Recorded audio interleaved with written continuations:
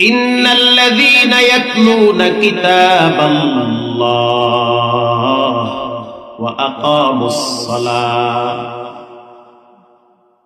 আল্লাহ রাব্বুল আলামিন বলেন, যার ভিতরে তিনটা গুণ থাকবে তার জন্য জান্নাতুল ফিরদাউসের গেট খুলে দেওয়া হবে। আরো জোরে বলেন। এই যে সুবহানাল্লাহ বললেন, সহিহ হাদিস বলার সাথে সাথে জান্নাতে একটা গাছ লাগায় দেওয়া হবে। সুবহানাল্লাহ। প্রিয় ভাইয়েরা আমার, যার ভিতরে তিনটা গুণ থাকবে, যে ব্যক্তি তিনটা গুণ অর্জন করতে পারবে, আল্লাহ রাব্বুল আলামিন তার জন্য নিঃসন্দেহে জান্নাতুল ফিরদাউসের গেট খুলে দিবে। তাই না, বিনা হিসাবে জান্নাতে প্রবেশ করাবে। বলেন কয়টা গুণ? তিনটা। ইন্নাল্লাযীনা ইয়াতলুনা কিতাবাল্লাহ, নিশ্চয়ই যারা কোরআন তেলাওয়াত করে, যারা কোরআন পড়ে, তারা কোনোদিন ঘুষের বেল্লি পকেটে নিতে পারে না। যারা কোরআন তেলাওয়াত করে তারা কখনোই ভাষা খারাপ করতে পারে না।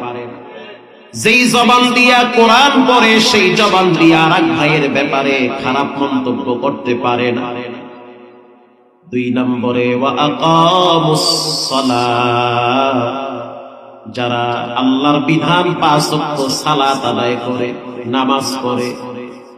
আল্লাহর রাসূল বলেন, আউয়ালু মা ইউহাসাবু বিহিল আবদু ইয়াউমাল কিয়ামাতিস সালাহ, কিয়ামতের দিন সর্বপ্রথম নামাজের হিসাব একজনই নেবেন, তিনি হলেন কে? আল্লাহ তাআলা। যার ভিতরে তিনটা গুণ থাকবে সে সফল। যার ভিতরে তিনটা গুণ থাকবে সে ঘরের ভিতরে নিরাপদে থাকবে। যার ভিতরে তিনটা গুণ থাকবে সে মানুষের নজরে সম্মানী ব্যক্তি হবে।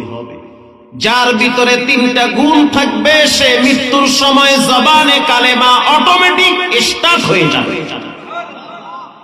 তিনটা গুণ অর্জন করে নেন, তারপরে কবরের বিছানায় পিঠ লাগাবেন।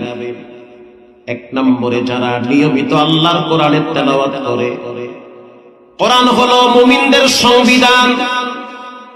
এই দেশ অনেক ভাবে চলেছে, শাসন হয়েছে, তবে প্রকৃত শাসন হয় নাই, শোষণ হয়েছে, জুলুম হয়েছে। সব নেতা নেত্রীর আদর্শ দেখা হয়ে গেছে। একজন মুসলিম হিসেবে নির্বিঘ্নে স্পষ্ট ভাষায় বলতে চাই, এবার আমরা কোরআনের বাংলাদেশ দেখতে চাই। ইনশাআল্লাহ বলেন।